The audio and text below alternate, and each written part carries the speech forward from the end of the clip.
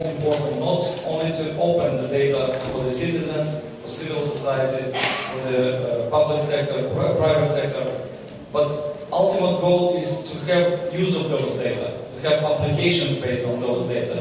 And I'm proud to say that last year we announced a contest for developing applications for this data, and we have some local companies which developed a few applications, and we are very proud that this data is already being used. But this was just a start. With this action plan, which we approved in April, we have an even more ambitious agenda. Stela Mocan will further on give you an overview of more detailed action plan. Meanwhile, I would like to pass on the floor to the Chancellor of the Ministry of Finance, Mr. Veaceslav, who will give us a short overview of the expenditure database which we put online, where all the people of the Republic of Moldova and worldwide can see what are the public expenses, how efficiently the state uses the money of the contributors and of its citizens. So, Veaceslav, the floor is yours.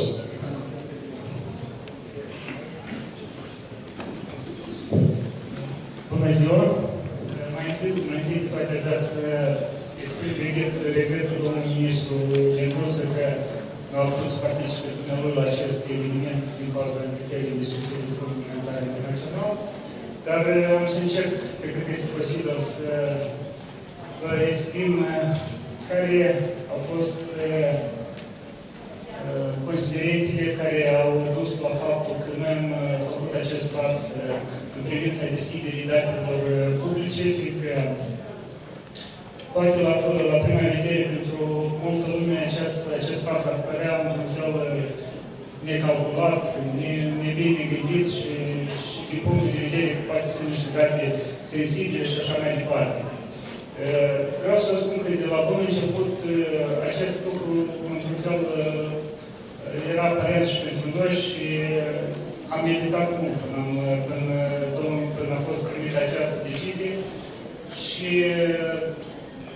sperăm mult în acea valoare adăugată care va fi posibil de obținut prin deschiderea noastră și prin faptul că societatea civilă, în primul rând, va avea posibilitatea să aibă la îndemână un set de date care să stea la bază unor analize și unor propuneri care să fie făcute guvernului în vederea îmbunătățirii administrării finanțelor publice și obținerii unei eficiențe maxime prin alocarea de resurse.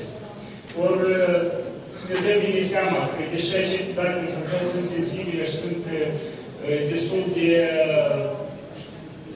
valoroase, obținerea lor pentru acei care nu au bună intenție, până nu de mult era poate o oportunitate, dar pentru acei care sunt bine intenționați era mai greu să fie obținuti. Ori noi am făcut acest pas și sperăm mult că ajutorul care ne-a fost acordat de către Banca Mondială în vederea pregătirii și a unei aplicații destul de avansate de analiza datelor publice, nu doar de deschiderea lor și de prezentarea publicului larg, dar și de analiza acestor date cu diferite posibilități de vizualizare, de compilare, de analiză, ne va face să fim în continuare mult mai eficienți în activitatea pe care o facem. Această inițiativă și pe plan mondial este una dintre ultimele, spunem, tendințe generale și sperăm și noi că, fiind în pas cu cele ce se întâmplă la nivel mondial, vom avea și noi posibilitatea să contribuim într-un fel oarecare la dezvoltarea Republicii Moldova și să obținem niște rezultate mai bune.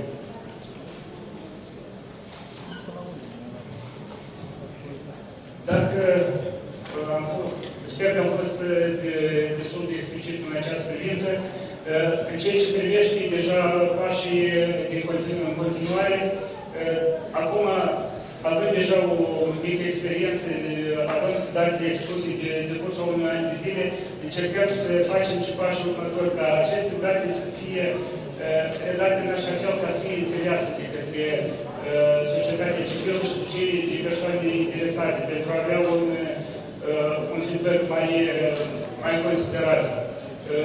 Suntem susținuți de Banca Mondială în această privință. Astăzi chiar este organizat și următoarele 2 zile este organizat un seminar special unde vor fi prezentate toate cele posibilități pe care le are această aplicație Boost și sperăm că cei prezenți unde vor fi prezenți precum colegii din guvern care vor lucra din mijlocit la bugetare, la analiză cheltuielor publice, dar este prezentă și societatea civilă, jurnaliștii și diferiți analiști care vor putea să facă cunoștință mai îndeaproape cu aceste posibilități de analiză a cheltuielor publice și cu rezultatele respective. În această privință, Boost-ul este doar, vreau să accentez că este doar un instrument, deși un instrument foarte avansat, dar sperăm în continuare să avem și alte instrumente și care să ne ajute și pe noi în activitatea noastră pentru a economisi resursele în vederea dezvoltării de aplicații proprii. Vă mulțumesc și succes!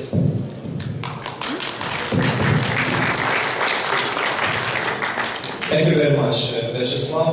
I would only add, looking at somewhere here from the World Bank, that the latest initiative which we have in the government, we signed a memorandum with the World Bank, and we are the first country in the world opening the aid provided by the World Bank to the government.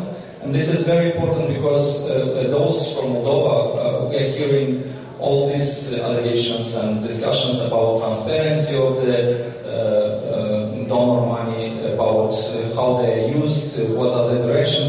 So we are the only country, as I understand, Sandra, in this regard, and this should give all the citizens in Moldova and all partners worldwide that we are ready to be transparent. We want to open data, but again, I repeat myself probably for 100th time, we need the support of the partners, we need the support of the social partners, of the media and NGOs.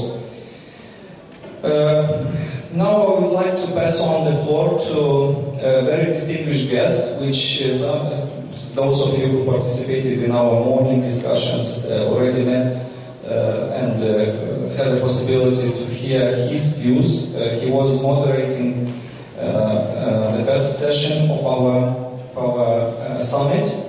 I would like to introduce Mr. Andrew Stott, who is the first Director of Transparency and Digital Engagement, and he actually led the work on the UK government data to create the data.gov.uk.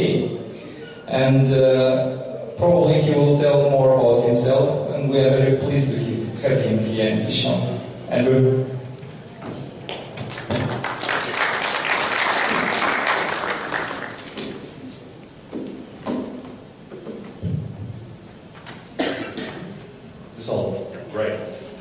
Well, I'm not going to spend too much describing myself, but I did create data.gov.uk and very conscious of all the issues of trying to push open government and open data through a bureaucracy. I did this work first as the lead civil servant working to the Labour Prime Minister, Gordon Brown, and then as the lead civil servant working to the Conservative coalition Prime Minister of a different party, and so and it was something about the leadership of both those Prime Ministers and how they use their office and how they were supported in doing that.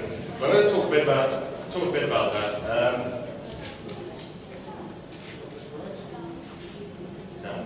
Excellent. The road ahead, but like all the best drivers, you need to look in the mirror as well, and where have we come from? And as Alex Howard said in his talk this morning, open government, the belief that be open has a long history. Government of the people, for the people. I think Alex pointed to Magna Carta. Some of that was about distributing power from the king to the barons, who then didn't evolve it very much further, but it was at least a step away from absolute monarchy. So in the UK, the start of the modern movement was Prime Minister Gordon Brown's speech, which you all nicknamed the Liberty speech in October 2007, which is actually still very interesting today. And he said two things which are very relevant. Firstly, government belongs to the people, not the politicians. Government is sometimes seen as the personal plaything of the politicians, whether in government or opposition, and it's something for politicians to do. No, it belongs to the people and needs to be accountable to the people. And the second thing that he said, which was a great driver to the open data movement in the UK, was that public information, the clue is in the name. Public information does not belong to the government. They hold it on trust for the public, but actually belongs to the public. It's their information in the first place. Now, in the United States, this is a well-established custom. For most European countries, it's not. This is actually quite a novel idea. In the US, of course, President Obama, on his first day, wrote a memo on open government, directing that a formal open government directive should be introduced. And you should not underestimate the significance of doing this on the first day when you're President of the United States, when there are other important things you have to do and learn. When you have to do and learn, you have to learn what the missile codes are to launch missiles, and you need to find out where the bathroom is. And even in that full day, President Obama issued a memo on open government. In the new coalition government in the UK, as part of their coalition programme, transparency wasn't just a sort of throwaway, everything we do will be transparent and accountable. Of equal prominence to economics and foreign affairs, there was a section on government transparency and the directive that within 6 months, all the expenditure of every government department and every local authority should be published, all senior staff salaries, all the expenses of civil servants and ministers, all the government contracts, going forward, new government contracts being issued and new tenders, organisation charts, who does what in the ministries and how many people they've got doing it, and data on public service performance. It doesn't matter whether publishing this is easy or difficult. It doesn't matter how much it's going to cost. You do it within your existing budget. You're going to do it within 6 months. And that was the tipping point from publishing data, the low-hanging fruit, to actually publishing data that could be difficult to produce, might be embarrassing to the department, but not necessarily published. So, and we've seen this data on finance being picked up, and distinguished colleague from the Ministry of Finance here was talking about what's being done in Moldova. So there's macro-level transparency. Where does my money go? How much is going into defence? How much is going into health? How much is going into education? Transaction level. Individual payments, who they are being made to, and spotting payments. Why are these being made? Who has taken the decision, for instance, to send civil servants to an outdoor site outside London for team building, where they can swing from tree to tree on ropes like Tarzan, and it's called Going. So 2 departments there sending people on this course. Is that good use of the taxpayers' money? Would you be able to defend that in front of the television cameras? Would you be able to defend that to members of Parliament? Seen contract transparency, done some in the UK, but this is an interesting example from Slovakia. In Slovakia, a government contract is not valid unless it has been published. So the contract does not come into effect until it's been published. And civil society group, Fair Play Alliance, take this contract information and then build social functionality around that. You can comment on the contract. You can link it to other contracts going to the same vendor. We've got something like 230 governmental organisations, national governments, regional governments, cities now with open data sites worldwide, and that's a growing movement. Indeed, now there's some problems just sort of tracking them day by day as they get launched. But Tom Zylstra and Friedrich Lindbergh, who we'll hear later today, are part of an exercise that tracks those and reports on them as they come out. We're seeing governments starting to do work on crowdsourcing, involving not just consulting in that formal, boring sense, asking special interest groups whether they agree with a decision that's already effectively been taken, but actually appealing to the public, to all citizens, to make public policy with the government. And so in the UK, there's something called Red Tape Challenge, where every month a sector of the economy, all the regulations in that are brought out online, and people can comment on that. And as a result of that, the government has committed that 50% of the regulations so far will be changed or scrapped as a result of the comment back. In the city of Melbourne in Australia, they had what should the strategy for the city be? What sort of city did the citizens want it to be in the future? And so they launched a challenge on that. In Iceland, they had a crowdsourcing for their new constitution. And in the United States, there's something called Challenge.gov, which sets out grand challenges and appeals for ideas in this how can you use technology to get better blood pressure control. Appealing for ideas. Government doesn't always have the best ideas, it doesn't always generate the best ideas, and so on. We've seen e-petitions coming to the fore, and I'm very glad to see in the Moldova Open Government Action Plan there's a commitment to an e-petition system. I'm surprised that will take 18 months to do. And we may have a discussion about that later. In the UK, this was launched in 2007. It really actually got mainstreamed when petitions started to go viral. So there was a petition against road pricing, congestion charging, policy which proved very popular in London actually. So it should be taken nationally, and they had over 1 million, they ended up with 1.8 million signatures against that, and the government reversed the policy.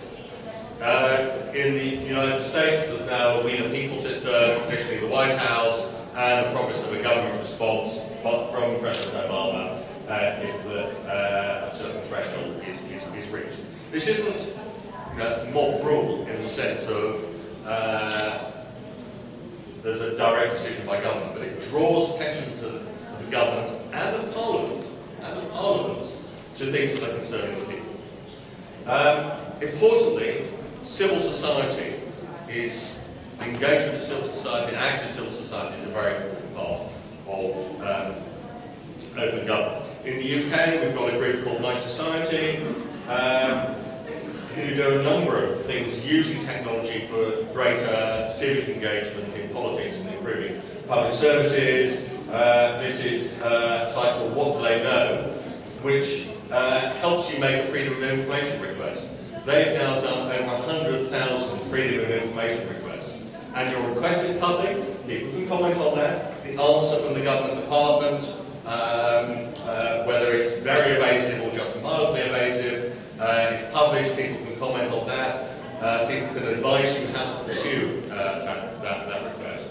In the United States, there's the Sunlight Foundation, very much about government transparency and holding the government to account for its transparency pledges. And Ellen Miller, the director there, very active in saying, well, the release commitments for transparency, how are they being carried through, are really high-value data sets being released. And in other countries, you see the same effect. I mentioned Slovakia, but in Brazil, transparency hackers, 900 hackers across Brazil working to use government transparency data and get social change through hacking the data. And indeed, they've got something called the hacker bus, which they've raised by crowdfunding, as it's called, contributions to this. And the idea is that hackers get on this bus and go to various towns around Brazil, spreading the message about how you can use data, use open government to get better civic engagement. We've got the Open Government Partnership, now 55 countries within the Open Government Partnership. Key ground transparency, citizen participation, accountability, and using technology and innovation to push those forward. And importantly, an important part of the OGP is independent scoring. That after a year, there's not only does the government have to report, each government has to report on the progress against its action plan, but there is a review by civil society and independent experts on how well they've really done. So some key learning points so far. Open data is a key enabler. The best open government has both push by government and pull by civil society. Policy making needs to be with co-creation, not just consultation. And as I said earlier this morning, government must be prepared to listen and act. Otherwise, all this effort is wasted. So what about the road ahead? What are the challenges? This is the idealised view of the road ahead, what the brochure says. It actually looks a bit more like this. And although you can't see it in this photograph, in these woods on the side are hiding various wolves, ghouls, bears, and the like. And what are some of these? Well, there's lots of information, but can it be found? Is actually information being released in a way that it can be found? Certainly I can think of data about expenses and the like, which is pretty well hidden. So it's about formats, it's about indexing, it's about making it available in one easy to find place, like data.gov.md. There's lots of information, but is it accurate? And we recently found in the UK that according to the National Health Records, there are 20,000 men who are pregnant in the UK. It's not their wife's expecting a baby, they are expecting a baby.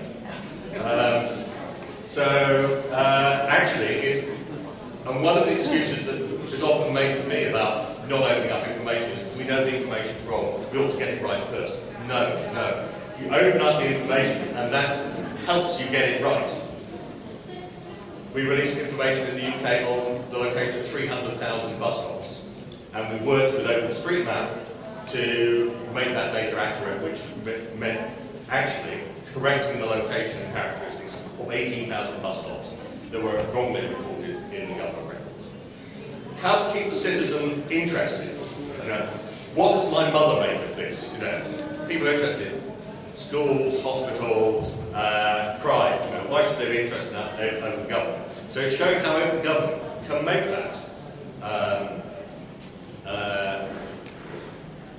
that interesting to citizens. So when we publish detailed national crime data, location of every crime in a public place on an easy-to-use website, millions of hits on the first day. A lot of interest in that. Make this data real, make information real to people. Then how to get public services to listen and to act. And that means follow-up. That means the politicians asking the bureaucrats, what have you done about this? When am I going to get a report? When are we going to get change here? It means getting civil society engaged. And of course, as public agencies wake up, there's what I called in a conference last year, Bureaucrat 2.0. It's a sophisticated response. And the unsophisticated response is no, Minister. We're not but you can't do that if you've got political leadership. Of course, Minister, and we'll immediately set up a study that will commission a consultancy that will lead to a plan for a strategy. And so, at all times, stopping the empire striking back. So how do you do this very quickly to close? Leadership. And that's leadership by politicians, it's leadership by civil society, and it's leadership by senior civil servants themselves. And that's one of the things we did in e-government in the UK, that we encouraged the leadership by pointing to people who've done well. It's partnership between civil society and government, partnership between private sector users of data and government providers of data. And it's recognising success. And you should never think that you've achieved all this. Moldova's made great strides, but there's a long way to go. The UK's made great strides, but that only brings out how much we've still got to do. But still, you've got to recognise that success.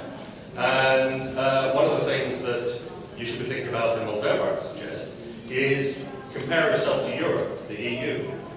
You're already well ahead of, for instance, Germany. And a number of other countries who haven't really got to the starting line of this. But how do you keep ahead? How do you make those promises real? And how do you take it through to training Moldova?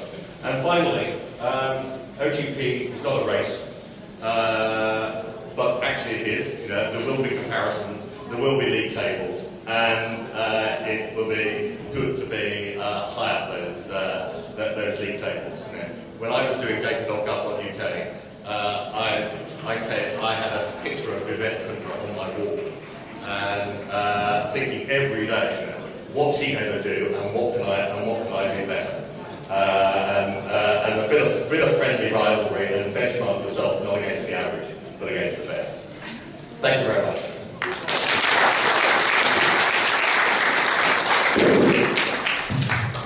Thank you very much, Mr. Stott. It was very refreshing, especially the pictures, the remarks.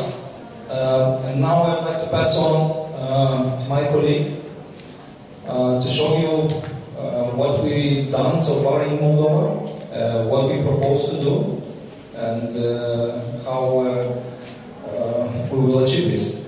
I'd like to introduce Stela Mocan. She's Executive Director of the E-Government Center, a Harvard graduate, a former counselor to Prime Minister, who had, after Prime Minister decided to embark on the transformation agenda, he handed over this responsibility to Stela, which I mentioned together with other very idealistic people from the Moldovan government, which are not here, fortunately, excluding myself. It's about Scholl. Decided to propose this ambitious transformation agenda. Stella, the floor is yours. Thank you very much.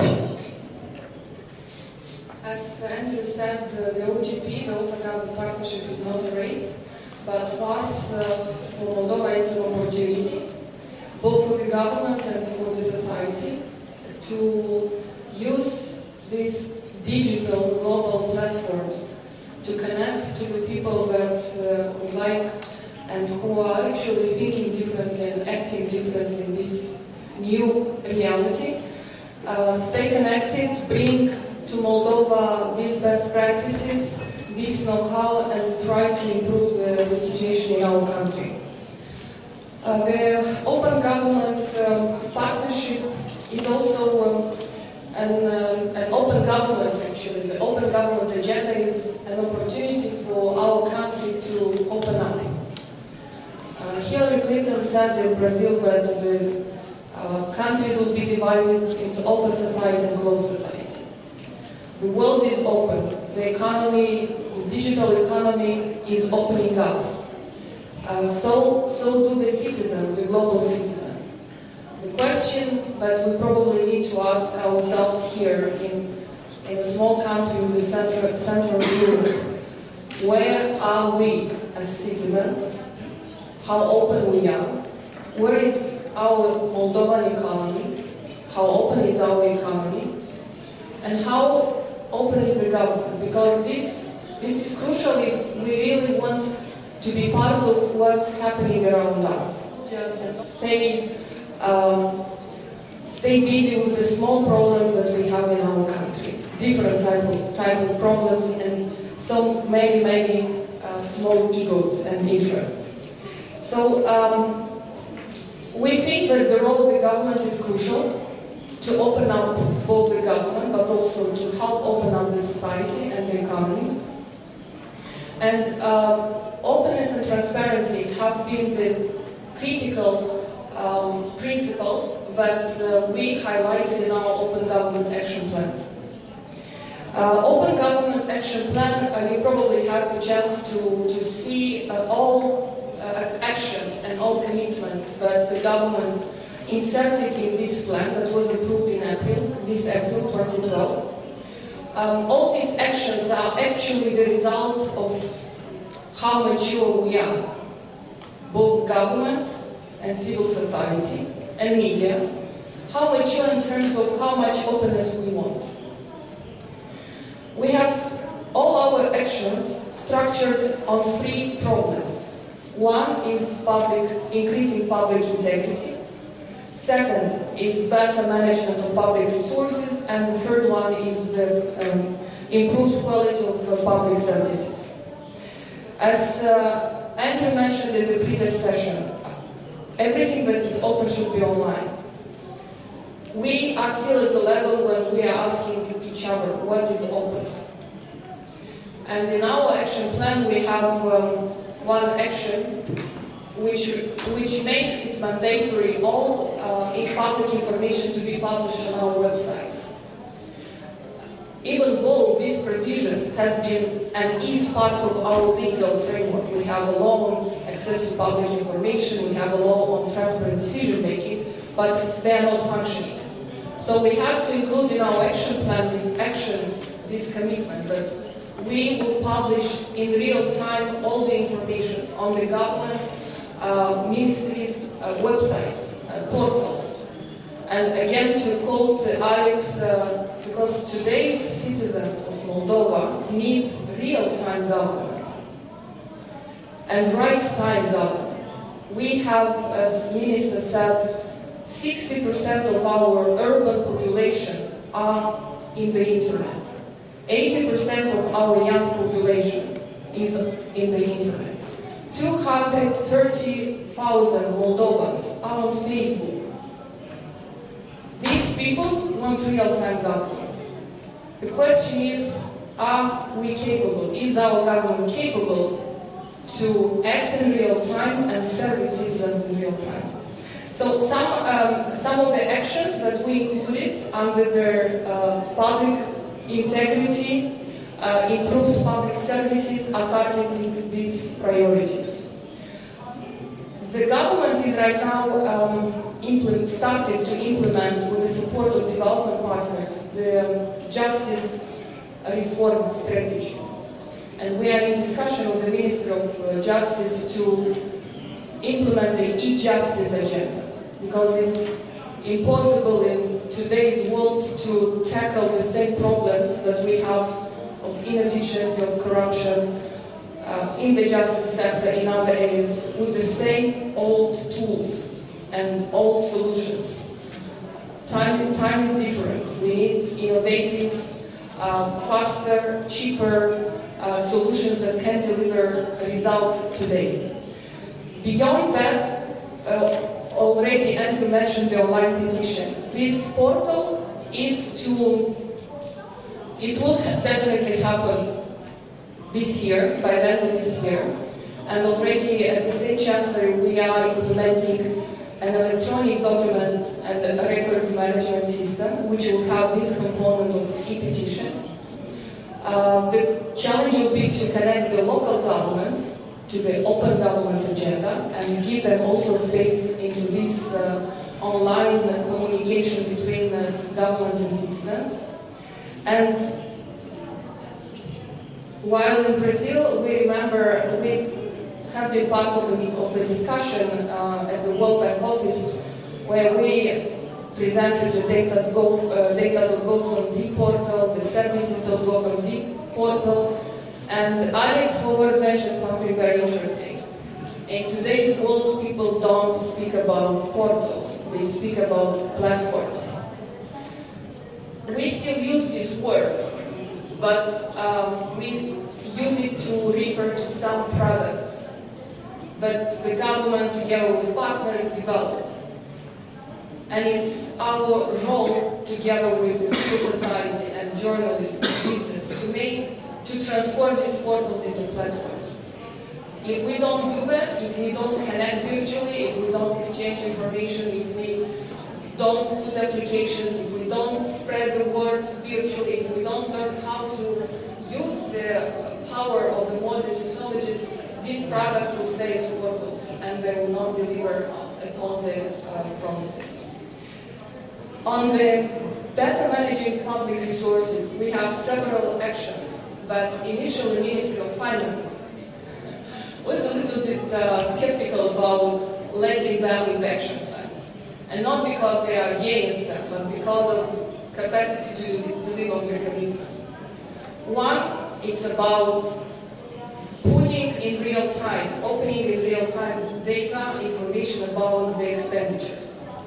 Why Brazil managed to do it? A huge country in comparison of Moldova, like 200 times bigger than Moldova in terms of population.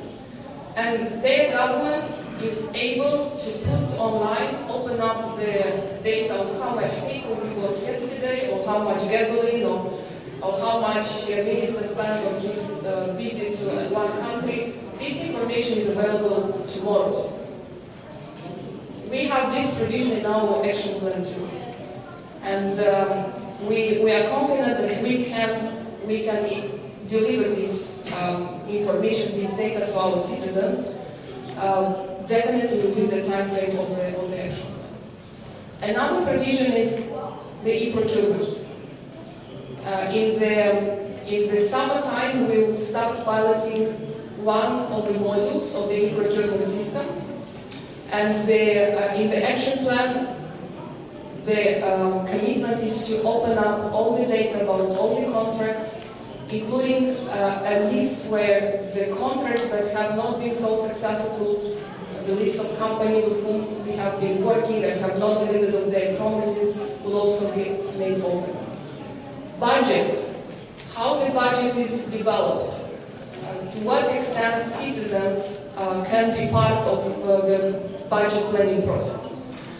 The provision in our action plan is also to publish online in real time the drafts of the budget, at the national level, local level, so that the citizens could bring their feedback and could also see how efficiently the money were used or were spent on the priorities that the government has. On the improving public services, Minister V.Bodiu in the morning presented to you the list of services that are now in the implementation. We are now in close discussions with our partners to extend this open government agenda, e-government agenda at the local level, because we don't have to wait to make the central government digital and let the local government act in a non-digital time, taking into account the small geographical scale that we have. It's not such a big problem to include them into the process. On the open data portal, which we hope soon will act as a platform, we have about 200-something data sets on this portal. In each ministry, we have a focal point responsible for opening up the data. But we need your support. In the action plan, we have a list of data sets that are priority, or that will be opened in a priority way, priority manner in 2012. Why we came up with this annex? It's because sometimes we go to the ministries, to our colleagues, and ask them open up some data sets, and they say, who asks for it? So we wanted to use this document that was approved by the government to open up doors, to open up piles of papers, to open up the archives. But please, watch us and let us know when we don't honor our commitments.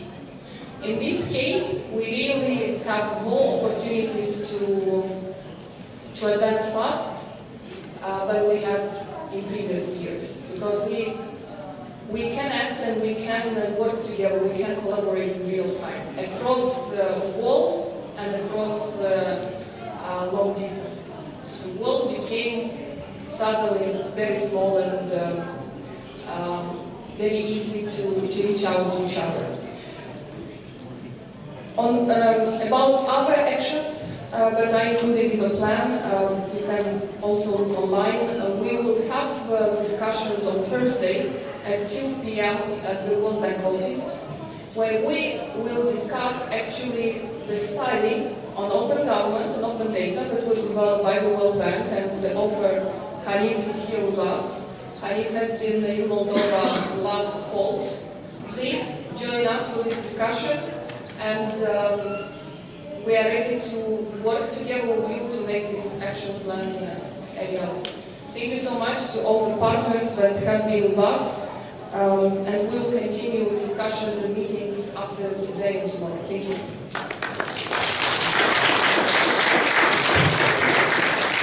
Thank you very much, Stella.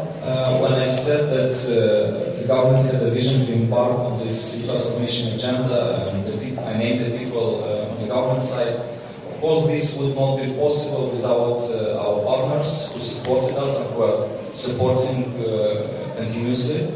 And using the opportunity, I'd like to introduce the co-chair of this session who will carry on, Mr. Oleg Petrov from World Bank, and to say gratitude words about all the contributions so far, his personal engagement and support, and his love about Moldova. Thank you very much, Oleg, and the floor is yours. Thank you, Victor. Very kind introduction. Indeed, I fell in love with Moldova in the last few years. Very large group of partners which I'm seeing here, and those who are not here, I really feel we are in for something very special which is changing this country. And I'm very inspired by the first 2 years of this journey, which we've been working very hard to move forward on that road, which is going like this. And that's reality. In every country, it's difficult to transform government, transform society. And but we're going in that direction, so we're not going backwards. Definitely, I'm seeing progress. And today's session is a testament that there has been a lot of progress in the last few years. Open government, open data is one particular area where Moldova has done really well. And that was very visible in Brazil last month at the Open Government Partnership Summit, where compared to many other countries we've seen presenting action plans and the whole progress, Moldova really shined. I must say that I was personally very proud that we were part of that effort journey, and we were helping to make Moldova lead in this region, Moldova. And I'd like to thank Mr. V.Bodiu and Stela for the excellent leadership on this agenda over the last few years. We heard today the role of leadership is critical. The civil side of things with more leadership. And I agree with them with more leadership, but Moldova has unprecedented leadership already in the region. There are countries which have even stronger level of leadership. The very top level, Mr. Obama and both Prime Minister of the UK governments have been, from day one, extremely passionate about this agenda. And I think we all aspire to have such strong level leadership. But Moldova is very close to that. I think definitely there's a way to improve, not just from government, but from civil society, from private sector. There's so much more leadership required from other parts of society, and we need your support to bring that leadership from all over the country. I think this summit and this Innovation Week, which World Bank is supporting, is really aimed to catalyze that leadership from all parts of society. So we are very proud to be associated with this Open Innovation Week and the ICT Summit happening today and tomorrow. World Bank sees us not just a financier, which was an important role we've been playing for many years, but increasingly a knowledge broker. And this very famous and wise thinker said that the future is here now, but it's not evenly distributed. So we see our role as a distributor of the future right now.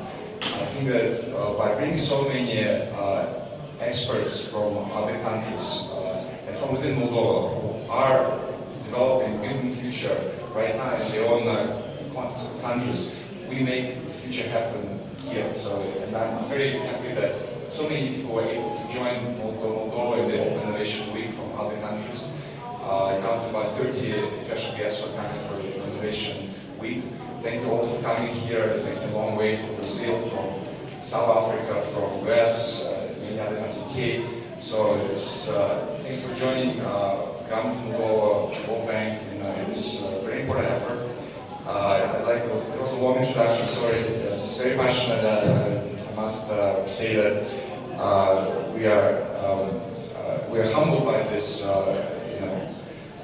great progress, but also by the challenges ahead of us. We're in the very beginning, the best yet to come. It's sitting here in Moldova last summer, we were watching on the stadium.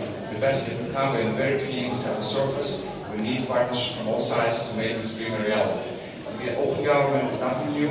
As Oleg said, it's been there for hundreds of years. This idea of come from Enlightenment age. So there's nothing new about the idea of open government. What's new today is a very powerful technology which can make this dream a reality.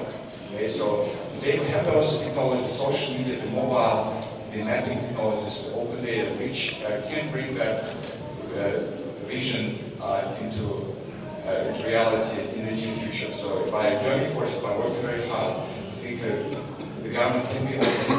The government can become by the people, for the people, for the people, and with the people, as Oleg said. So definitely, we are in a very exciting part of history. This is a historic event today, historic week. I'm glad we have people joining us in this journey. So with this long introduction, let me start the discussion part of this session, and maybe ask the first question to Andrew, eventually my moderator, before I open the floor for questions. Andrew, it's your second visit here in Moldova on the open government agenda.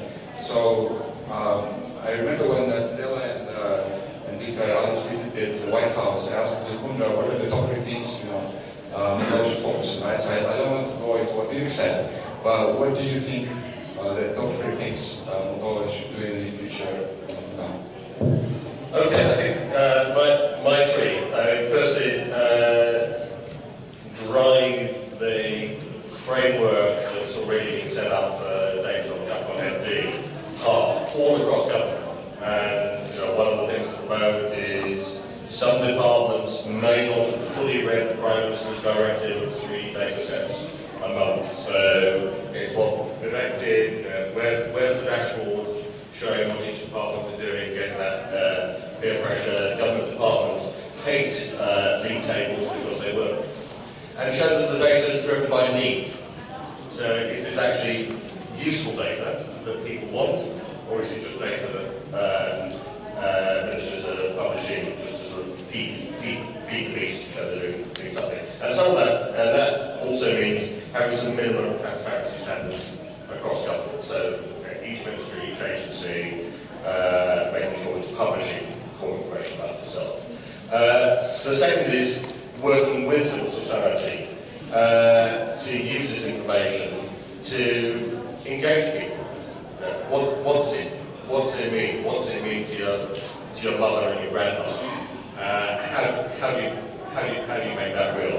And that isn't something that just government alone can do, but it's actually working with civil society groups to do that. And the third, and there are no proven answers to this. Even the most advanced countries are still experimenting in this. This is what petitions are about and crowdsourcing is about. How can you engage the public in the co-creation of policies? And you've got to try things. You've got to, that's why starting petitions are not the sole answer for that. Crowdsourcing wikis are not the sole answer for that. How do you get people engaged? But it's one of these things, unless you try and learn and find out what works in Moldova, how to work with others, other players, actors in civil society to make this happen. You just won't do it. So, as I said earlier, the objective is to make government behave better. That's something that you've got to get on the learning curve to do, because it's a long learning curve. You'll try things that won't work very well and won't work the way you intended. You've got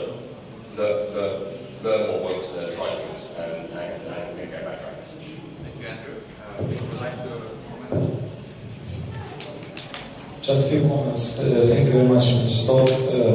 I indeed encourage the civil society to be the watchdogs of the open data action plan of the government, and to keep an eye on every ministry, on every institution to do the things which needs to be done. Because it's not a plan of the state chancellery or of the e-government setup. It's a plan of the whole government, and the work needs to be done on each and every agency. And here I totally agree with Zambano. On things how to co-create the policies, we have certain good experience in past.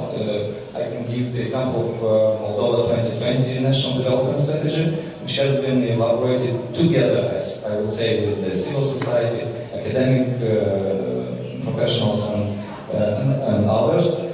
But there is a lot of room for improvement, and these are only unitary things which we co-create together certain policies. And we expect, again, the civil society, not only the National Participation Council, which we now renewed and 30 NGOs participating in. We expect that all NGOs connect themselves to those areas of their interest, and together with the ministries provide and develop the policy documents for better life. Thank you.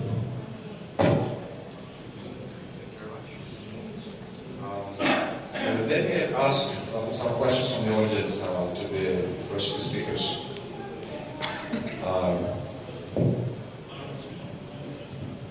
Any questions for Andrew or Stella?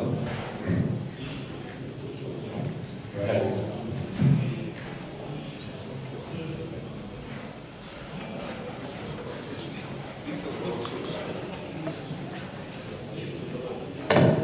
Hi everybody, my name is V.Bodiu.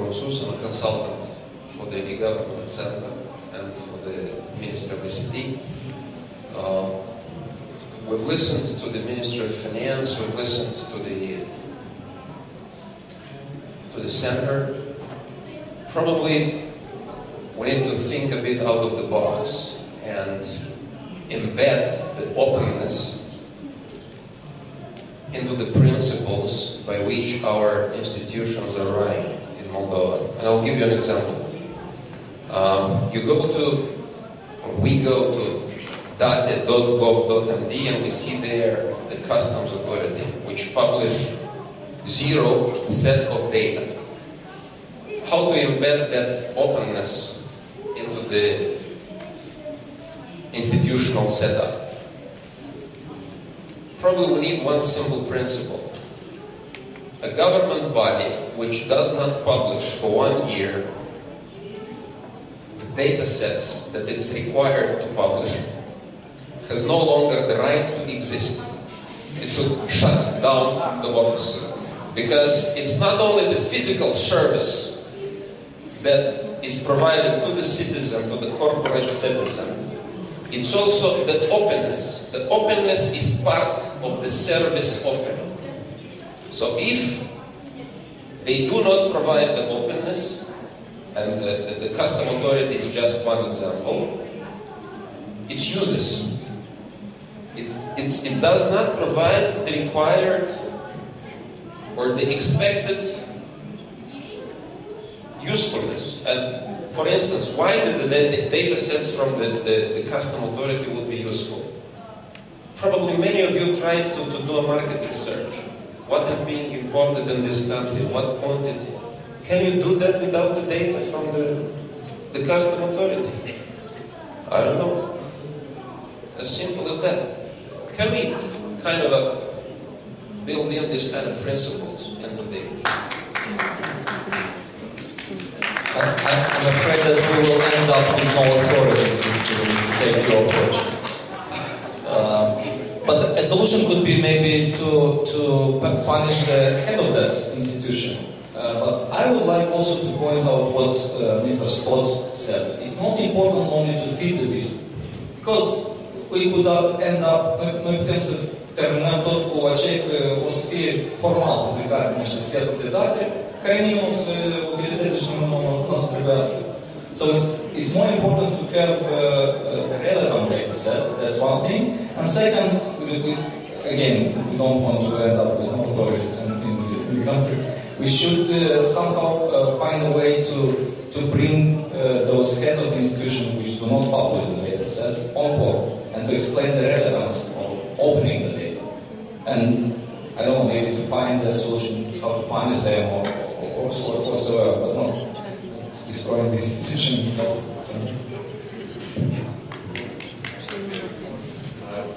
Someone would like to add something?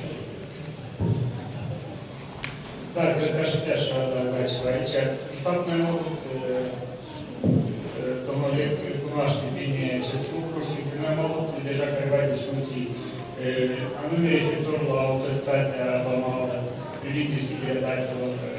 Înțelegem și noi foarte bine semnificatate și din punct de vedere comercial foarte interesante și din punct de vedere al analizelor efectuate în privința acelor fluxuri de import și așa mai departe. Vreau să vă zic că se lucrează în această privință și sperăm că vom avea și niște rezultate.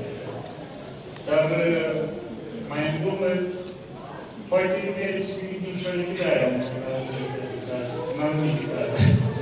Bine.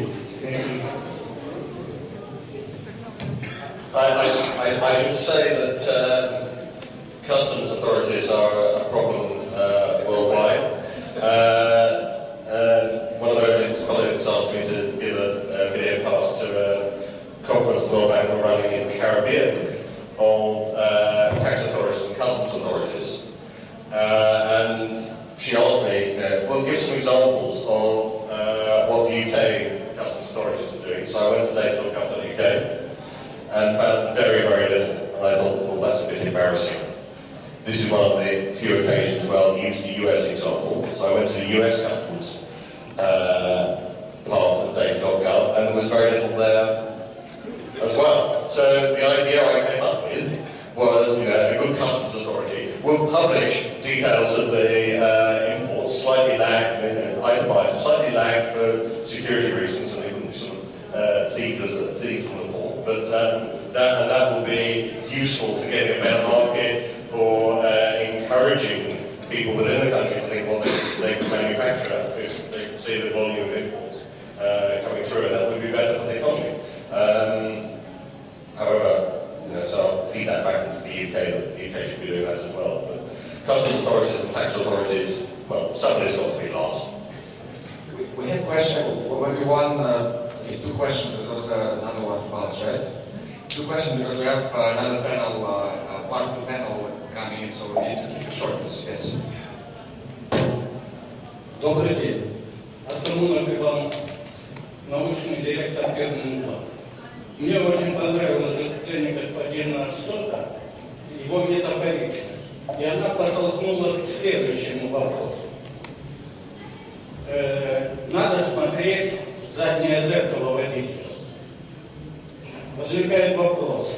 Нынешние проекты, связанные с информатизацией общества, которые сейчас делаются, насколько используют те наработки, которые были сделаны в предыдущих проектах, а их было несколько. Это первый вопрос.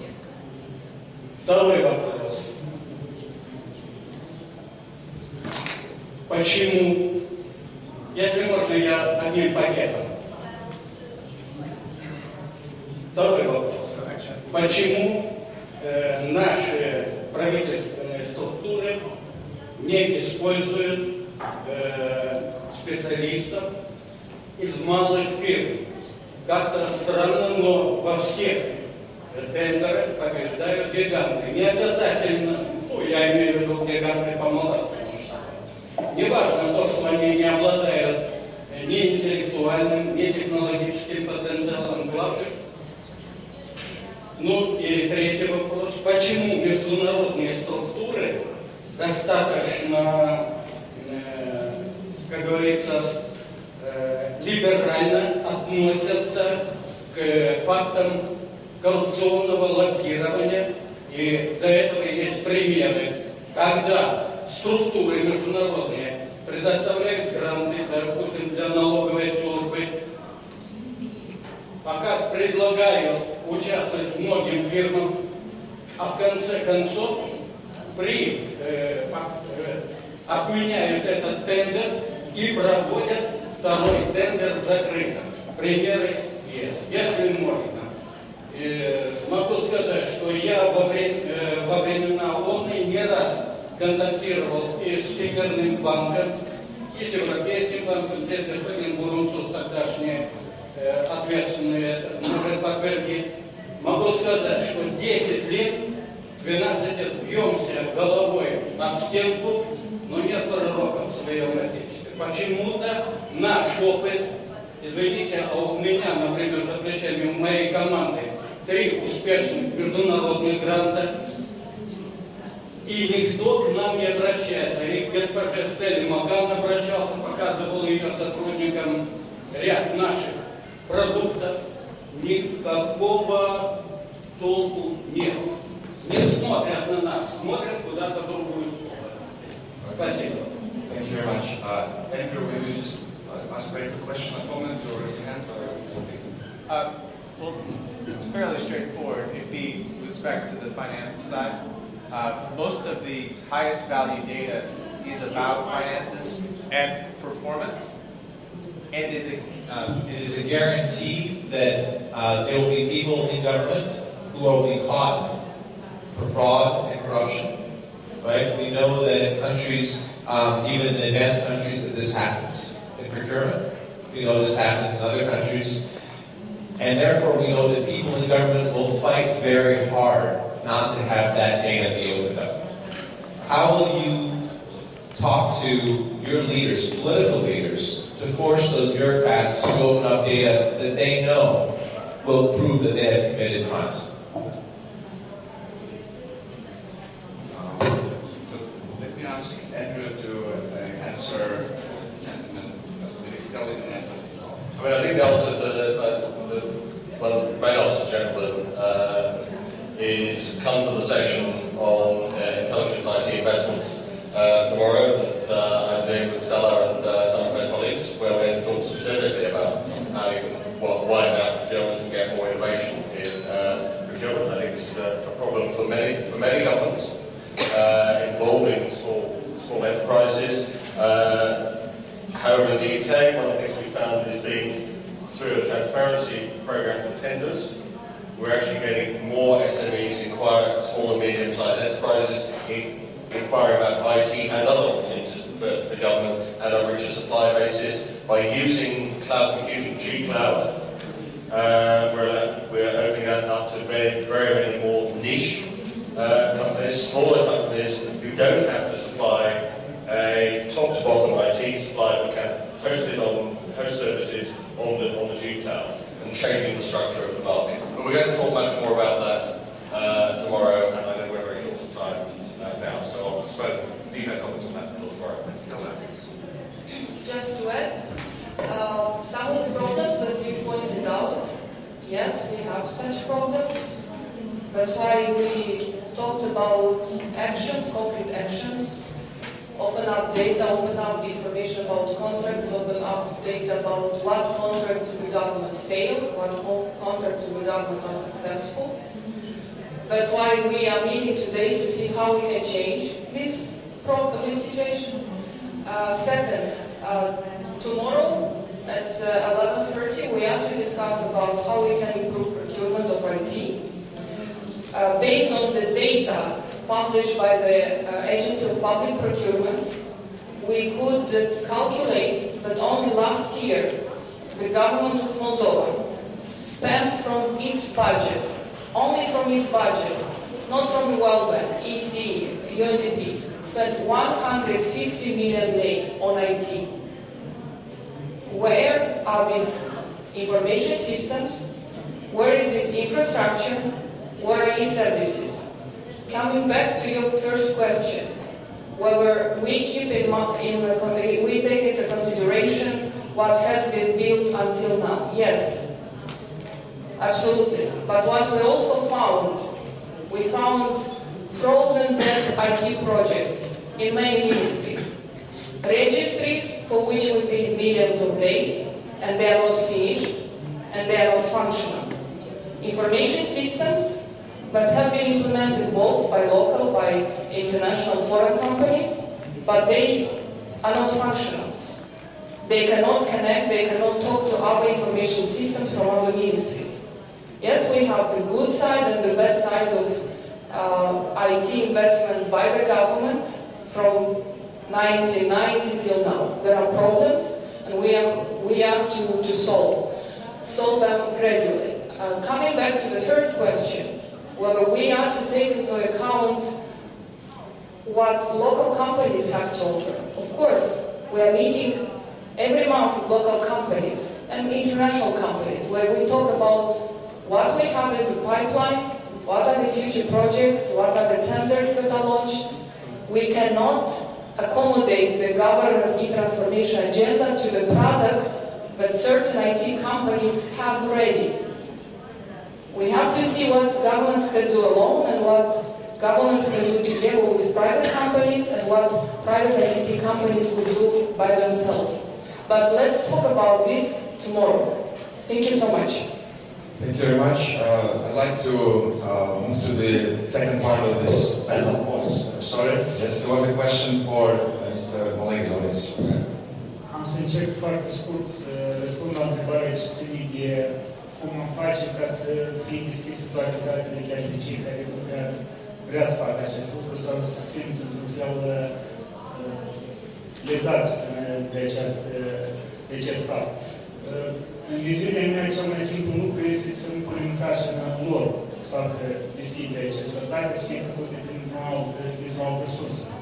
Ori în cazul nostru, acest lucru este și posibil, fiindcă având trezorerie de stat și toate datele concentrate în această instituție, noi am proces noi la deschiderea acestor date, rămâne deja de făcut a doua parte a acestei activități de identificat acele domenii unde sunt niște cheltuieli care nu prea justificate sau necorecte sau și așa mai departe. Mersi, dacă am răspuns la întrebare, nu știu. Thank you very much.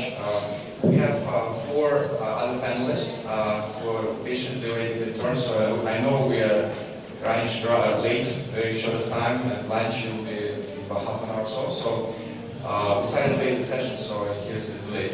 I'd like to ask our other panelists to take the stage and join us in the second part of this panel. Let me ask you that, so we have very distinguished panelists from both Moldova and outside. So let me introduce the panelists before we start the protocol lightning talks. 5-minute contributions by each panelist. It's my pleasure to introduce Cristiano Ferri, who comes from the Parliament of Brazil. He leads a project called E-Democracy, which has been one of the most successful projects on opening parliaments and on opening government in general. So Cristiano has been speaking in many conferences, including the National Open Data Conference last couple of years in Washington, D.C. when we first met. And also we met him last month in Brazil during the LGBT Summit, and I'm very glad that he now comes to Moldova to share his experience with all of you here in the IC Summit. So Cristiano, welcome all the way from Brazil, just came yesterday. We look forward to your presentation in a moment. Let me introduce the other panelists, Mr. Wayne Burke from the Open Forum Foundation for Washington, D.C. It's an NGO which leads the civil society engagement in the Open Government Partnership and the general Open Government agenda in the U.S., especially part of the Open Government movement. So Wayne is one of the champions of that global civil society movement to Open Government. So welcome, Wayne, to this panel. And we have two Moldovan colleagues from the civil society. Veronica Cretu represents CV Training Center, and she is also a member of the multi-stakeholder advisory group to Internet Governance Forum. It's an international organization, so Veronica is a member of that. Also, Veronica is a member of the National Council for Participation of Moldova, so she's one of the champions of Open Government in Moldova and our partner on this Open Innovation Week. So, welcome, Veronica.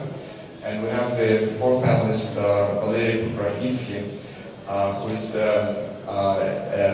he's from the think tank, which does economic and social research on different issues, including issues related to government. So, Valery, thank you for joining this panel as well. Now, let me ask each panelist take about 5 to 7 minutes to give your lightning talks, and then we'll have time allows a short discussion with the audience. I'd like to ask Cristiano, he came a long way from Brazil to start.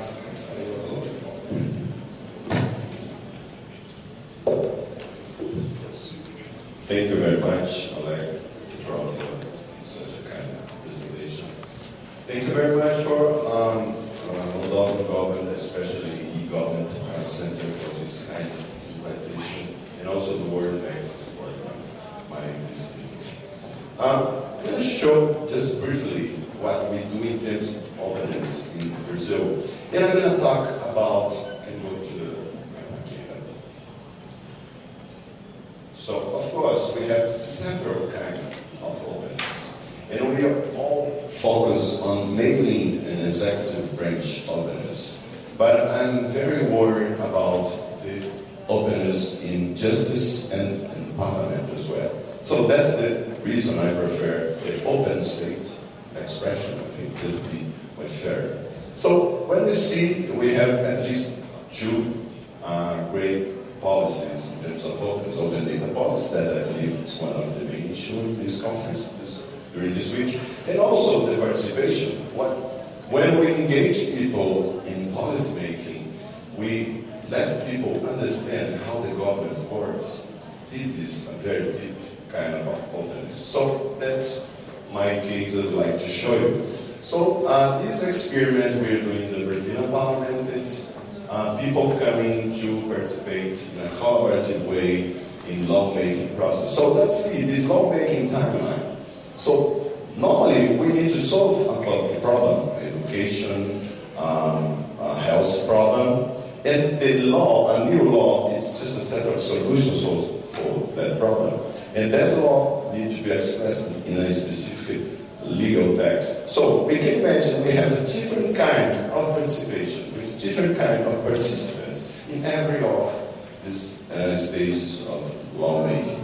So let's depart from a very specific and real problem. So there's this guy, it's Jacob Silva, it's a Brazilian student. His problem is very common in Brazil. Poor students have no conditions to support themselves, so they need to work.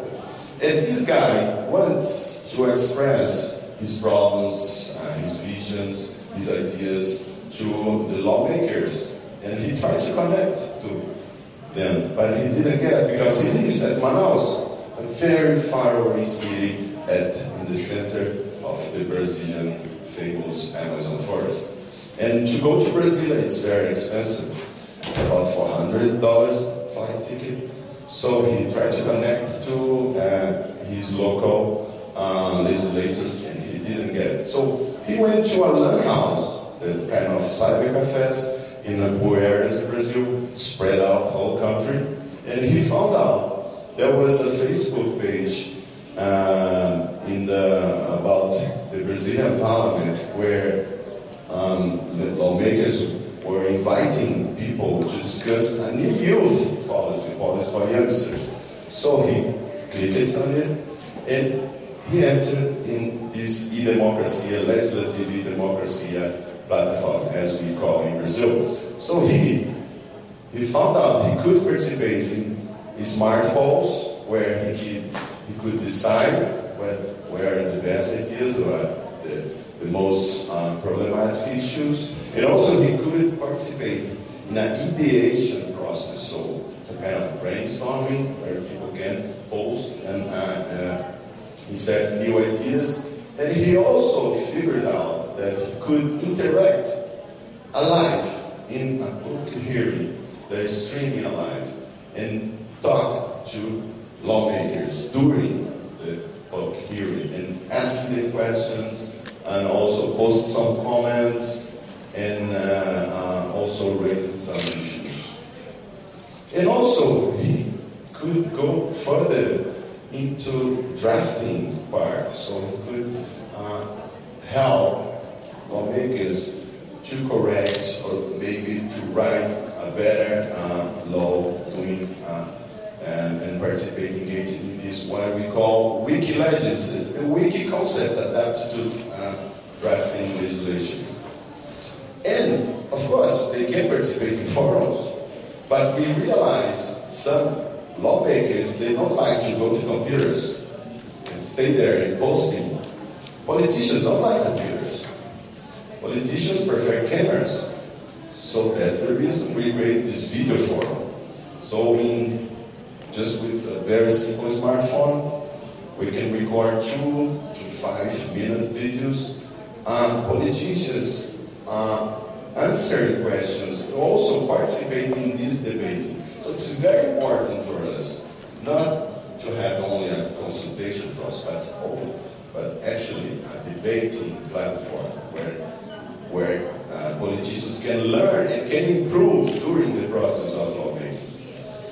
Of course, you should be asking if all this stuff really work. And I have to say, we make a great effort in this sense. So after we finish all the debating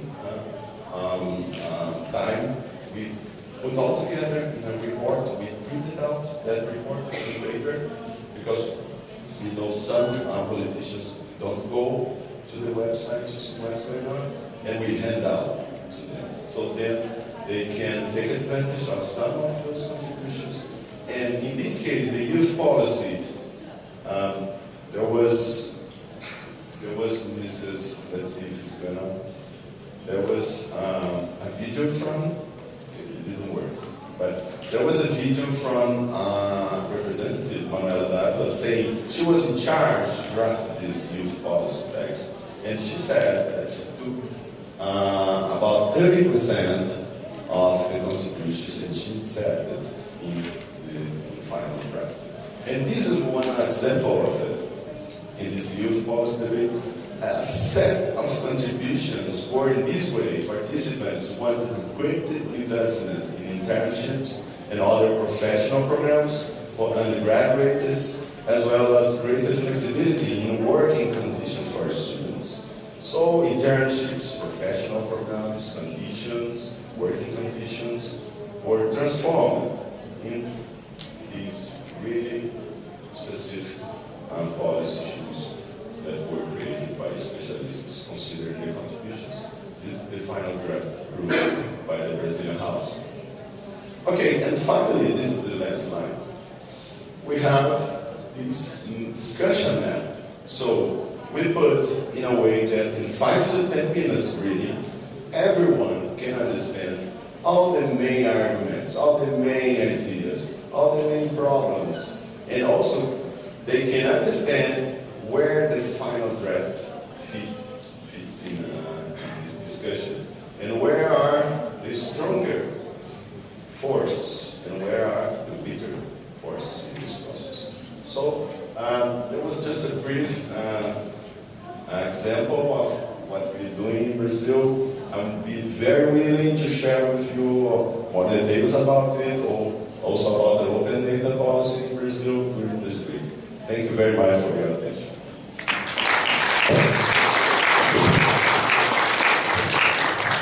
Thank you, Cristiano, for the excellent lightning talk. Let me ask now Wayne to take about 5 minutes. Thanks.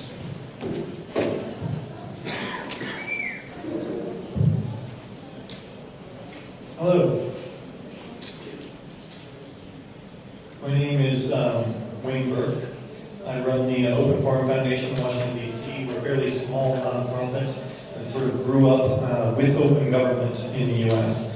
And we like to sell ourselves as if we do the impossible, that being that we attempt to build trusting relationships with government. Are we okay? Great. So the first question that I would like to ask is, who is in the room? Of Moldovans in the room, I'd like everyone to raise your hand if you work for government. And how many Moldovans in the room work for the private sector? Work for a company? And how many here are from civil society? Wonderful. Well, I'm a little bit behind. I want to talk about the opportunity that you have. And I want all of you to think of this as I go through this, because this is really directed towards civil society. Even if you're a citizen, you have an opportunity. The Open Government Partnership is part of the opportunity, but so is technology. And it's not just technology today that creates that opportunity. It's a disruptive technology. People see the technology as changing things and they're concerned about that. And that in and of itself is an opportunity. You can leverage that opportunity to get things to happen that wouldn't be possible otherwise. So I work in the United States primarily. The logo in the upper right-hand corner is from an organization called openthegovernment.org. It's a coalition of transparency organizations. And what I've been doing with them recently, the U.S. has 18 initiatives in its Open Government Action Plan, and we've built civil society teams of experts around each of those. And what we're doing with those teams is we're following this model. So we are collaborating with government to help them implement their initiatives. We are monitoring what they're doing, and at the end of the year, we will do an evaluation that is separate from the government self-evaluation and also separate from the OGP's independent reporting mechanism. So the White House works directly with us. They set up meetings between us and the people who are actually responsible for implementation inside the government. So we sit down, we discuss what they're doing, we discuss what we want to see happening. Is it working? Some of the meetings are great, some of them aren't. Some people inside government really get it, and other people, they've just been assigned to do this, or it's politics that they're playing, and the will to actually implement doesn't exist. So that's going to happen. The goal is to find the champions inside government and work with them. So on the evaluation, what we're doing that's critical with the evaluation is we're evaluating government not on what they accomplished specifically, but on the commitment that they showed to accomplishment. So some of these things are very difficult, and we want them to get credit for the work that they're trying to do, whether or not they're successful. So I'm contending in certain regards Moldova is greater than the USA. And the first one I want to point out is the e-governance center. That you actually have a focal point inside government that is managing all of these. In the US, we can't do that. We're so divided and split that everyone has a different direction they're going. The second one is you have a huge raft of international advisors here, specifically this week, but also that come to Moldova that offer their services. In the US, we can't learn from anyone who is an American. We don't like to listen to other people. You have that advantage that you can do that. The third one is money. I run an organization that works on improving government. It's very difficult for me to get funding in the United States. We want to argue about health care or immigration reform, and there's lots of funding for that. You actually have funding. The World Bank is providing significant funding, as well as other organizations, to improve your government. This, of course, is the date that your current Constitution was signed. This is less than 20 years ago. Our Constitution is almost 240 years old. That means we have 240 years of established culture, rules, and regulations that are very difficult to bend. You have that as an advantage. So what can you, as an individual or as civil society, do? Boy, that goes fast, doesn't it? And I want to make the point that this is up to you. Government can only do so much, and they need your pressure in order to make things happen. Now, I've mostly put up online tools here, but don't think of this only as online. If you're meeting in person, sometimes that's even more effective, and oftentimes more effective than online. Figure out the perspectives that you have. Use the online tools to enhance them, to discuss them with other people, to continue to advance those. On the top, we have the people inside government. On the bottom, we have government as a whole. Work with the people against the parts of government you don't like. The people inside government are the champions for these things. They are the ones who understand how it works and are the best chance for making this happen. And evaluate Moldova's implementation of their National Action Plan. Don't rely on their self-evaluation. Don't rely on what the Open Government Partnership is going to do. Make your own evaluation. I highly recommend that. And when all else fails, embarrass them. Governments are very unhappy about being publicly told what they've done wrong, so take advantage of that when all else fails. I'd like to close with a quote that we hear often in English. I don't know if it makes it over here as often, and I hope that the translation on top is sufficient. But never doubt that a small group of thoughtful, committed citizens can change the world. Indeed, it is the only thing that ever has. And there are more than a few concerned, committed citizens here in the room. And here's a little more information about me. Feel free to reach out to me. I'll be here for most of the week, happy to answer questions, happy to accept emails, pretty easy to find online, and I wish you all the best of luck.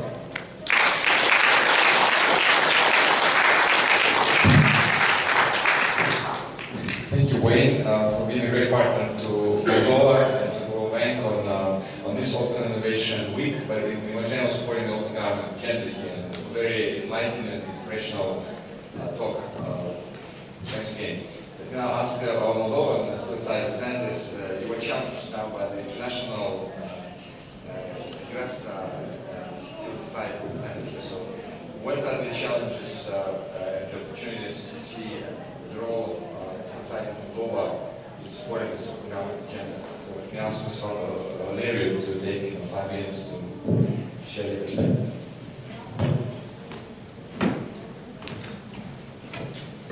Thank you, Mr. Chairman. Because my message is especially for domestic consumption, I will address my presentation in Wayane. Thank you.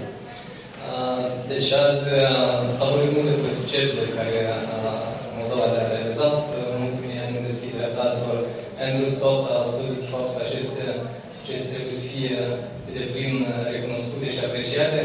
Apreciindu-le, totuși doresc următoarele câteva minute să fac un apel pentru o evaluare mai creată a situației și voi începe cu contextul moldovenesc, de ce este necesar deschiderea datelor. În primul rând, economia moldovenească este tot mai deschisă și mai integrată în cea globală. Avem o societate care este tot mai conectată la lume prin migrație, prin informații, prin resurse financiare. Vedem o competiție tot mai dinamică în marea politică, la nivelul înalt. În același timp, vedem un guvern central și local care nu întotdeauna este în stare să țină pasul cu aceste schimbări sociale și economice și vedem o lecanie de politică generalizată, vedem insatisfacție a cetățenilor față de calitatea serviciilor și o neîncredere a cetățenilor față de stat. Observăm acest lucru în special în barometrul de opinie publică care a fost lansat ieri. De ce guvernul trebuie să fie mai deschis? Guvernul moldovenesc probabil este un guvern inteligent. De aceea, guvernul trebuie să înțeleagă că are nevoie de cetățeni implicați, probabil chiar pasionați. Guvernul trebuie să dezvăluie potențialul care existent, creativ și economic în societatea moldovenească. Este un potențial imens. Acest potențial trebuie să fie dezvăluit neînchipat. Guvernul poate să compenseze lipsa propriilor resurse umane prin resurse externe, inclusiv în societatea civilă. Guvernul inteligent educă prin transparență și apropiere de cetățeni încrederea față de sine, în loc să cultive neîncredere. În aceleași barometre de opinie publică puteți să vedeți că încrederea față de guvernele locale este mult mai mare, de 2 ori mai mare decât față de guvernul central. Probabil din cauza că oamenii simt mai aproape aceste guverne față de ei. Și există argumente economice de ce deschiderea mai multor date este o strategie care trebuie urmată. În primul rând, mai multe date deschise sporesc certitudinea și reduc mult riscurile investiționale. În al doilea rând, datele mai deschise reduc costurile de management social, pentru că în acest fel cetățenii sunt mai informați, se auto-administrează mai ușor, se auto-organizează mai ușor. Uitați-vă cât de ușor a fost organizată anul acesta și anul trecut ca în Moldova, 2 evenimente care sunt demne de analizat mai îndeaproape. Este imperativ pentru ca societatea civilă și mass media să-și poată realiza rolul de watchdog prin aceste date mai deschise. Un lucru foarte important, că datele deschise în prim reduc costurile operaționale ale guvernului. Deci este un lucru care trebuie analizat atent atunci când operăm în cadrul unor resurse financiare foarte restrânse.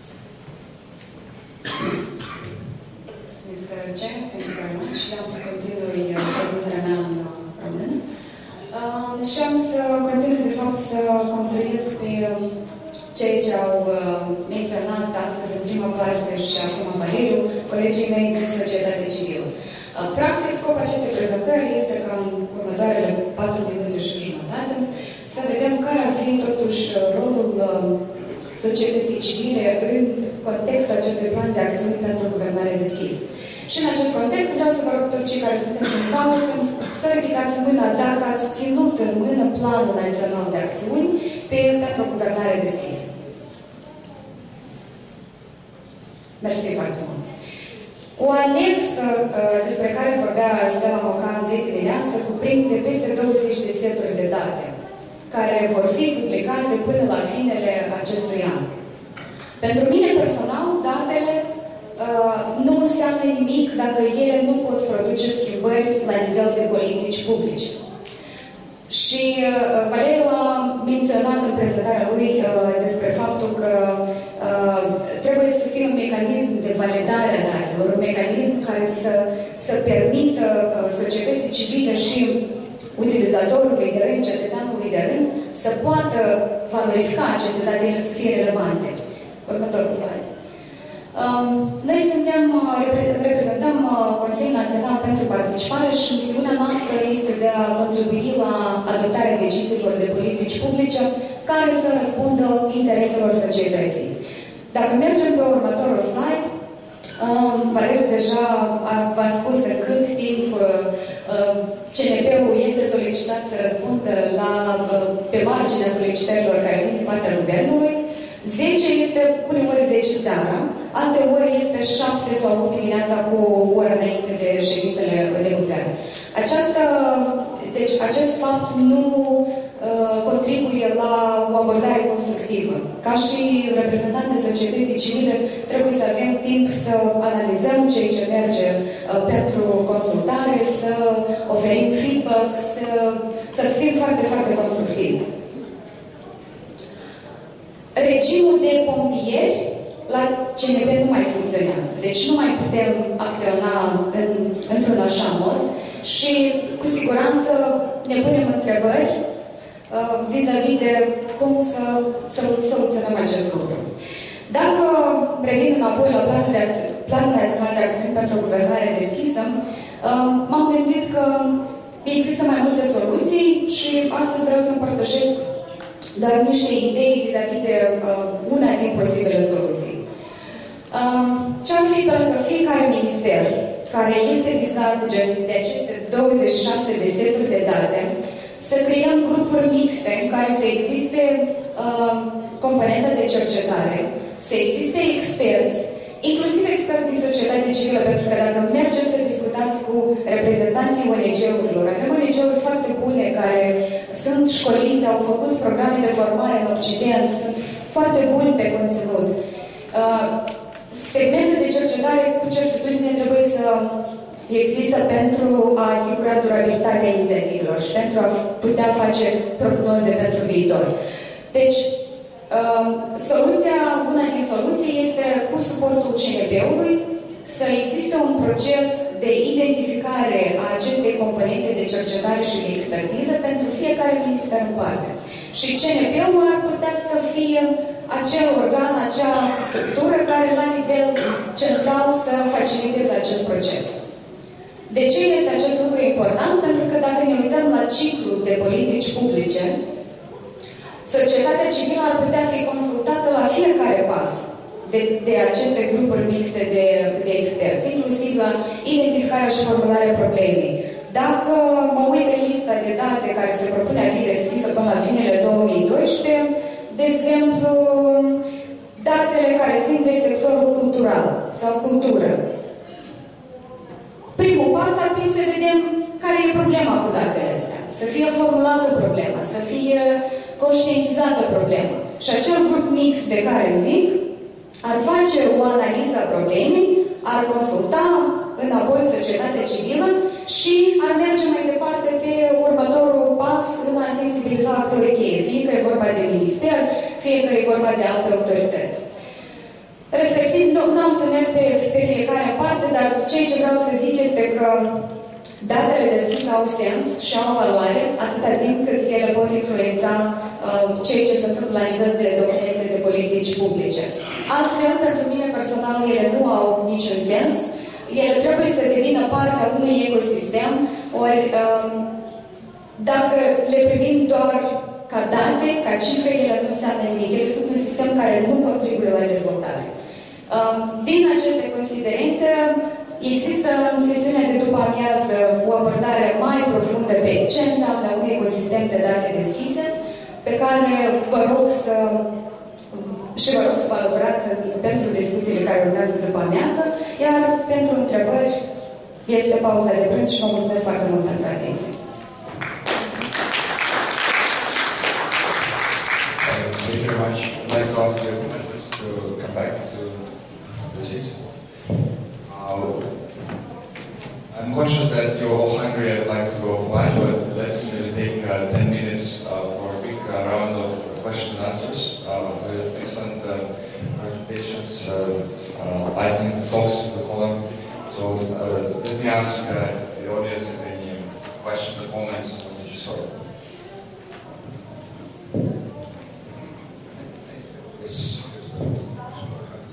I would like to address a question to the member of the National Participation Council who proposed to have this working group within the ministries.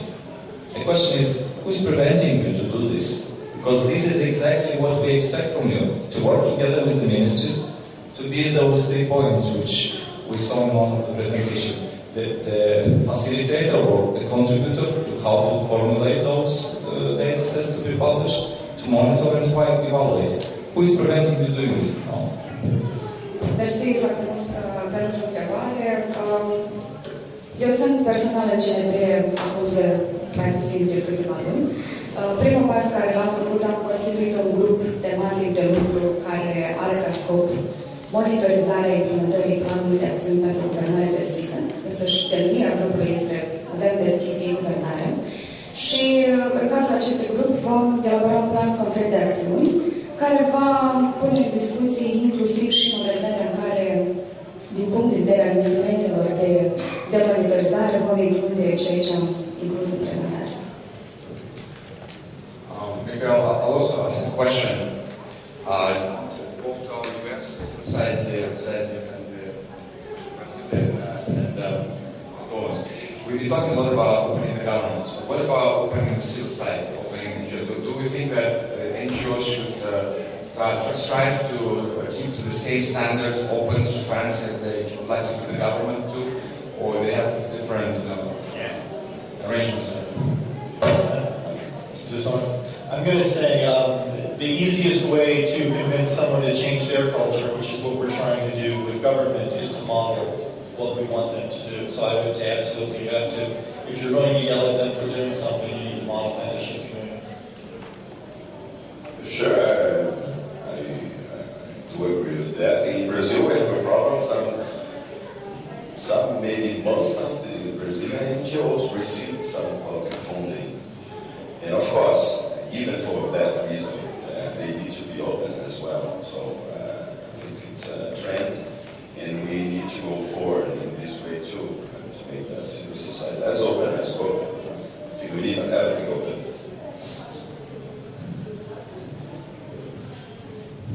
Yes, of course, civil society has to be just as open as the government strives to be. The only difference is that the government owns public money.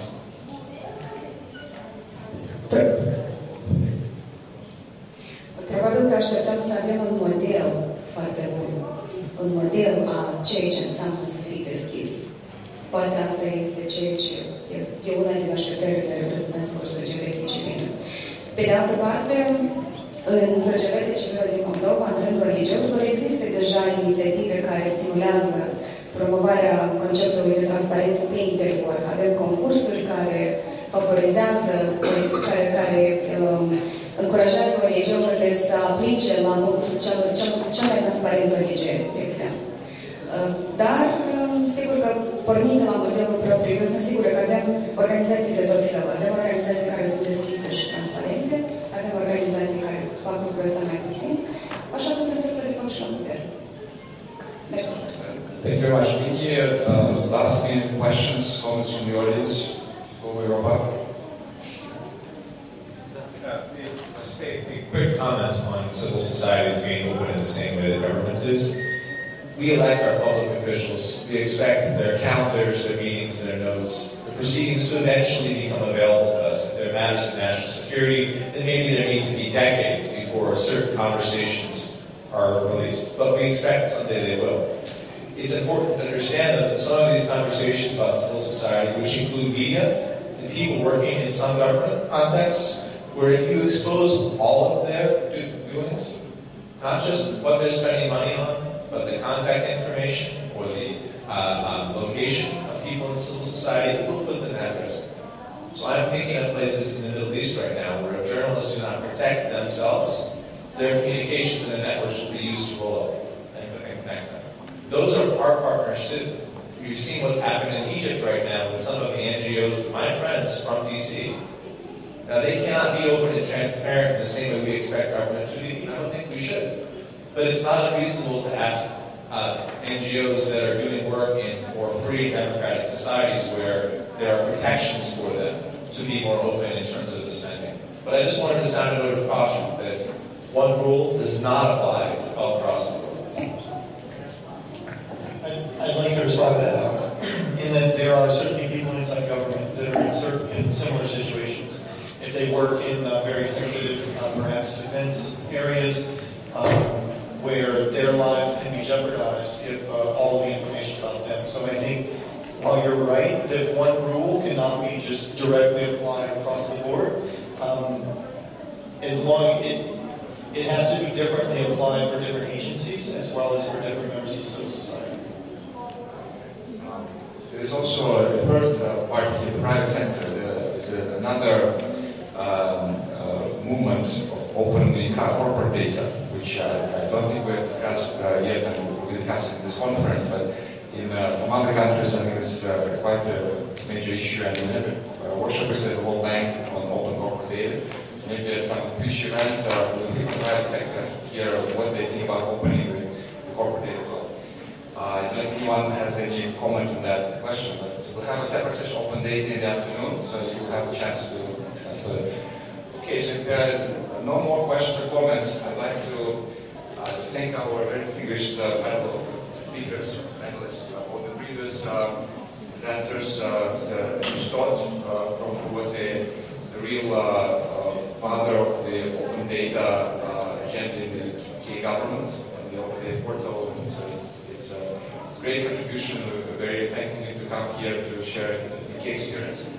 Stela Mocan, thank you for your presentation updating on the UNDP action plan for Moldova. This event is supposed to be the public launch of the approved action plan, which went for a very intensive consultation process with the civil side, with national experts, with the government. I agree with the previous speaker that Moldova went through a very comprehensive best practice process in the sense how to consult on OGP action plan. Many countries have not done that. Moldova deserves applause for the process, the way how they prepared the action plan. Today is a celebration of that and a discussion with the wider audience. So, congratulations, Stella and team for making it happen before the summit in Brazil. And I'd like to thank Wayne for both very enlightening presentation and helping us at the Government Center to prepare the Innovation Week. And the best to come. We have some Moldova challenge. The hackathon is still coming this weekend, so we hope all of you can come away. I'd like to thank Cristiano for coming a long way from Brazil, from the country which is currently the chair of Open Government Partnership, and bring the spirit of openness and transparency with you and sharing the democracy portal experience. I hope you will share a bunch of things from people outside this room and inside this room. So thank you very much for the invitation. And to our Moldovan NGO champions for all excellent remarks, comments, but also hopefully you will be active part of this agenda, leading the NGO role in this very shared and challenging agenda. I think from the think tank community, from the civil society in general, there's so much to be done, and we cannot just rely on government. Obviously, it takes to tango, and the civil society is very